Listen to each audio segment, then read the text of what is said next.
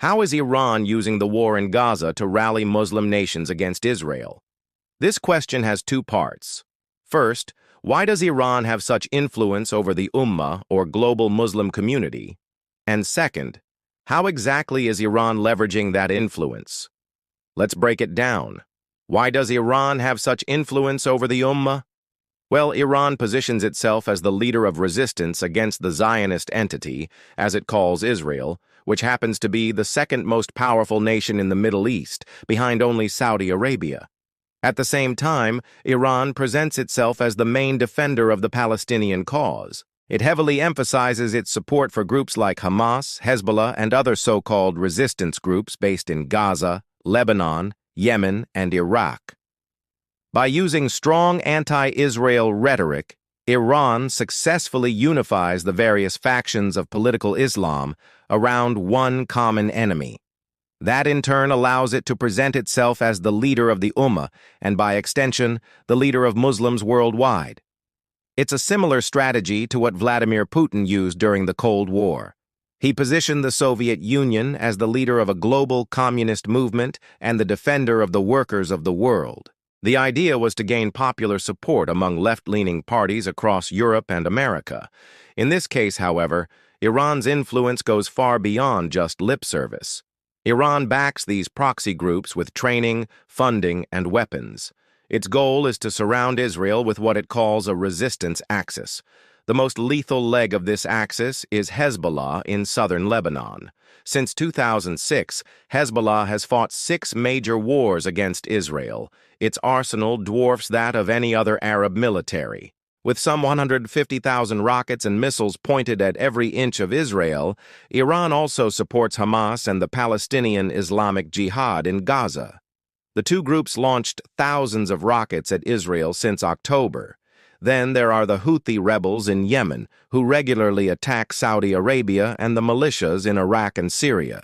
These forces regularly attack U.S. troops in the region.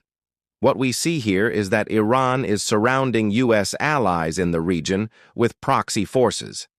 So in terms of hard power, Iran is successful in rallying the region against Israel and the West. But that's not all.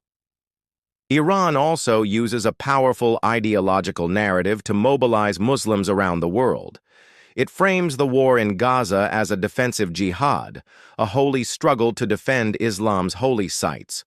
Most importantly, Al-Aqsa Mosque, Iran claims that Israel's occupation of Jerusalem and the West Bank is an aggression against the third holiest site in Islam. Therefore, the Ummah must unite to defend it. This narrative resonates with Muslims because it appeals to their religious sentiments. It also helps that the conflict is presented as a clash between Islam and the West. In a region where many feel disenfranchised and marginalized by the West, Iran's message strikes home. Now let's move on to the second part of the question. How exactly is Iran leveraging its influence? We can identify 7 strategies here. Number 1, calling for emergency summits via the OIC, the Organization of Islamic Cooperation. The OIC is a sort of UN for Muslims. It includes 57 member states from around the world, all of them Muslim majority except for Bosnia and Herzegovina and the Republic of Azerbaijan. Since October, Iran has pushed the OIC to hold several emergency summits on the crisis in Gaza. It aims to use the organization to mobilize diplomatic support for its own agenda. On November, OIC foreign ministers met in Pakistan to discuss the crisis. The meeting ended without a joint declaration for the first time ever due to disagreements between Saudi Arabia and Pakistan on the one hand and Iran on the other. They couldn't agree on a statement, which shows the extent of Iran's leverage within the organization. The fact that Iran can push the organization to take certain measures and decide where and when to meet shows its significant pull. Number 2. Strengthening ties with Muslim states opposed to Israel. This is mostly Turkey and Qatar, 2 influential countries in the Muslim world. Both have refused to normalize ties with Israel, and both have taken in thousands of Palestinians fleeing the war. Turkey has long been a staunch critic of Israel, and in recent years, its president, Recep Tayyip Erdogan, has made a show of denouncing Israel's occupation of Palestinian territory and its siege of Gaza. Both Turkey and Qatar have also provided aid to Gaza, further cementing their credentials as defenders of the Palestinian cause. As a result, Iran feels comfortable enough to lean on them to put pressure on Arab governments in the Persian Gulf who have normalized ties with Israel, such as the United Arab Emirates and Bahrain. Just last month, Ibrahim Raisi, the president of Iran, traveled to the UAE to discuss the situation in Gaza. Basically, he was telling the UAE not to side with Israel against Palestine. He also urged them to allow Iran to send aid to Gaza through its territory. As you can see, Iran seeks to use Turkey and Qatar to bring the rest of the Arab world along.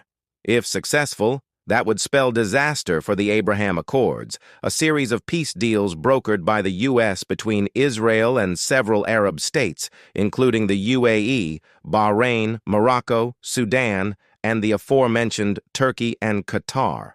The accords were supposed to be a game-changer in the region, but so far they haven't really worked out. Still, Iran sees the accords as a threat to regional stability and wants them dead and buried. Numbers 3 and 4. Propaganda and media strategy. The Iranian state media is working overtime to amplify images of civilian suffering in Gaza. State TV broadcasts are filled with stories about airstrikes on hospitals and schools. The message is clear. Israel is targeting civilians. Whether that's true or not doesn't matter. What matters is that this is the narrative Iran wants to push. It's hoping to fuel public outrage across Muslim societies and pressure Arab governments to take action. The more pressure the Arab governments face at home, the harder it will be for them to maintain relations with Israel. That's why Iran is pushing the narrative that Israel is committing genocide in Gaza. This is a very sensitive issue in Iran and among many Muslims. During the war in Afghanistan, Iranian TV constantly showed images of Afghan children with severely distended stomachs, implying that the U.S. was deliberately causing mass starvation. Even though there was no evidence for that, the propaganda worked. Today, anti-Americanism runs deep in Iran. Iran's top leader, Ayatollah Ali Khamenei, is even encouraging his followers to refer to Americans as the Great Satan. His Revolutionary Guards are actively supporting efforts to undermine the Abraham Accords. So while the Iranian government is condemning Israel's actions in Gaza, it's doing little to help the Palestinians directly. Instead, it's trying to capitalize on the crisis to advance its own interests. Numbers 5 and 6, leveraging anti-Western sentiment. Throughout the region, Iran has consistently framed Israel as nothing less than a U.S. colony. It highlights Israel's dependence on the U.S. military and economic aid to survive. The implication is clear. If the U.S. is backing Israel, then it must be an aggressor oppressing Palestinians. For Iran, the war in Gaza is a golden opportunity to exploit resentment of Western dominance. It has repeatedly denounced the U.S. as the leader of the global arrogance, or al-Ostur, as Iran calls it. Of course, Iran isn't the only one doing this. Many in the Arab world share this view as well, but Iran's propaganda machine is unparalleled. If it succeeds, it could end up isolating Israel diplomatically and mobilizing the region against the U.S. and Israel. So far, things aren't looking good for the U.S. in this regard. And finally, number 7, pressuring Arab governments. Over the past few weeks, Iran has stepped up attacks on countries that have normalized ties with Israel, such as the UAE, Bahrain, and Morocco. There have been posters and banners in Iranian streets calling on the people of these countries to rise up against their leaders and end the normalization. The Revolutionary Guards are also encouraging protests against the peace deals in Muslim countries worldwide. A rally was held in London a few days ago, for example. Now, these tactics may seem counterproductive, especially given that Iran needs these Arab countries to restore ties. The idea is that if Iran can succeed in turning public opinion against normalization, it will also put pressure on the Arab governments themselves. If they feel they can no longer represent the will of their people, they might be forced to reverse course. That's why some Arab governments have started to backtrack. The Saudis, for example, are refusing to take calls from Israeli leaders and officials, and the Omanis have banned all pro-Israel demonstrations. So what is Iran's ultimate strategic goal here? Well, ultimately, it's a question of influence. Iran is attempting to expand its zone of influence throughout the Islamic world by mobilizing Muslims around the world to pressure Arab governments. It hopes to weaken Israel diplomatically and militarily by surrounding it with hostile states and increasing tensions across the region. If it succeeds, it will be able to present itself as the leader of the resistance against the West and the Zionist entity, as it calls Israel, and that would greatly benefit its efforts to promote its revolutionary ideology abroad. Thank you for watching.